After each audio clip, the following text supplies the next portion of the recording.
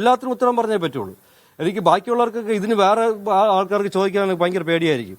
എനിക്കൊരു പേടിയില്ല. ഞാൻ ചോദിക്കേണ്ട അടുത്ത് പോയി ചോദിക്കും. കാരണം ഇന്നത്തോടുകൂടി എൻ്റെ ഈ ബന്ധനം മതിയാക്കി. ഞാൻ ഇതുവരെയ്ക്കും ഞാൻ ശരിക്കും ബന്ധിച്ച് കിടക്കുകയായിരുന്നു. 41 ദിവസം വരെ ഞാൻ കൂടുതലായിട്ട് ഇതിൽ പ്രതികരിക്കാതിരുന്നത്.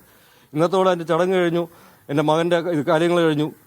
എനിക്ക് ഞാൻ അവൻ്റെ നീതിക്ക് വേണ്ടി ഞാൻ ഏതറ്റം വരെ പോരാടും. നാളെ മുതൽ ഞാൻ ക്ലിപ്പ് ഹൗസിൽ രാവിലെ പോകാനിരുന്നതാ. എൻ്റെ ഭാര്യയ്ക്ക് അതിൻ്റെ ആരോഗ്യമില്ല.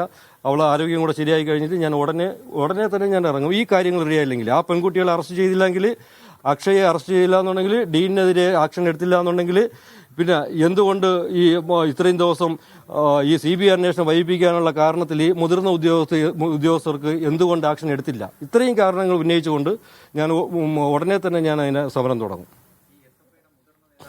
അക്ഷയ എസ്എഫ്ഐയുടെ മുതിർന്ന നേതാവെന്ന് അക്ഷയ, വേറെ ആരുമില്ല. അക്ഷയ അവിടെ വന്ന്, അക്ഷയ് ചേട്ടൻ അവിടെ വന്നുകൊണ്ടിരിക്കുന്നു എന്ന് പറഞ്ഞത് എൻ്റെ മോൻ അവിടെ വന്ന് പറഞ്ഞിട്ടുണ്ട്. അവിടെ നിന്റെ മോൻ അവിടെ വരുന്നു എന്ന് പറഞ്ഞിട്ടുണ്ട്. അവിടെ വന്നിട്ട് ആർഷോ എൻ്റെ മകൻ പറഞ്ഞിട്ടുണ്ട്, ആർഷോ ചേട്ടൻ അവിടെ വന്നിട്ടുണ്ടെന്ന്.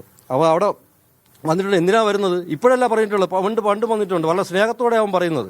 ആർഷോ ചേട്ടൻ ഇനി വന്ന് യൂണിയൻ റൂമിൽ അവിടെ കിടക്കുന്നുണ്ട്, 2 ദിവസം കഴിഞ്ഞിട്ടേ പോവുള്ളൂ. അപ്പോൾ 8 മാസം കൊണ്ട് എൻ്റെ മകനെ ഡെയിലി രാവിലെ വൈകുന്നേരം വന്ന് സൈൻ ചെയ്യിപ്പിക്കുമ്പോഴേ ആർഷോ ചേട്ടൻ നോക്കി നിരസിക്കുകയില്ലേ? എന്ന് രസിച്ചുകൊണ്ടിരുന്നത് അതെന്താ പോലീസ് അന്വേഷിക്കാത്തത്? അത് അന്വേഷിക്കണമല്ലോ. 1-2 ദിവസം കൊണ്ടല്ല, 8 മാസം കൊണ്ട് അവൻ അനുഭവിക്കുക.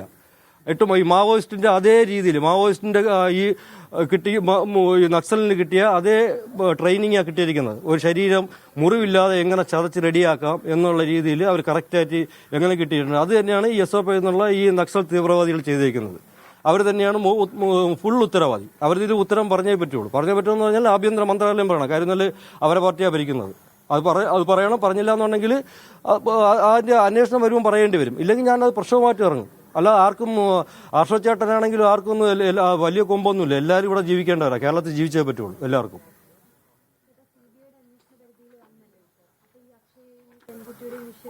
അല്ല, CBIയുടെ അന്വേഷണ പരിധി എന്ന് പറഞ്ഞാൽ CBI ഇതുവരെയ്ക്കും അന്വേഷണം ഏറ്റെടുത്തിട്ടില്ലല്ലോ. ഇവർ തട്ടിക്കൂട്ടിയ ഒരു പേപ്പർ പെട്ടെന്ന് കൊടുത്തിട്ടേ ഉള്ളൂ, അങ്ങനെ അറിയാം. അപ്പോൾ CBI അന്വേഷണം ഏറ്റെടുക്കുന്നുണ്ടെങ്കിൽ അതിൻ്റെതായ കാരണങ്ങളുണ്ട്. അതിപ്പോൾ CBIയുടെ കുറ്റമല്ല, അവർക്ക് അതിൻ്റെ പ്രൊസീജിയറുണ്ട്. അത് അവരെ അന്വേഷണം ആദ്യമേ എടുക്കണമെന്നുണ്ടെങ്കിൽ കേരള സർക്കാർ ചെയ്യണമായിരുന്നു. ആദ്യമേ അതിൻ്റെ മര്യാദയ്ക്കുള്ള പേപ്പർ കൃത്യമായിട്ട് കൊടുക്കണമായിരുന്നു. അതിൻ്റെ പ്രൊഫോമ എന്നുള്ള പേപ്പർ എനിക്ക് ഇപ്പോഴെ അറിയാൻ പറ്റും. ആ സാധനം അത് കൊടുക്കണമായിരുന്നു. അത് കൊടുത്തിട്ട് അതിൻ്റെ റിപ്പോർട്ട് ഉടനെ കൊടുത്തിട്ടുണ്ടെങ്കിൽ CBI ഉടനെ എടുക്കണമായിരുന്നു. അത് കേരള സർക്കാർ അട്ടിമറിച്ചു. 20 ദിവസം കൊണ്ട് അട്ടിമറിച്ചു. അവർക്ക് തെളിവ് നശിപ്പിക്കാൻ വേണ്ടി അട്ടിമറിച്ചുകൊണ്ടിരുന്നു.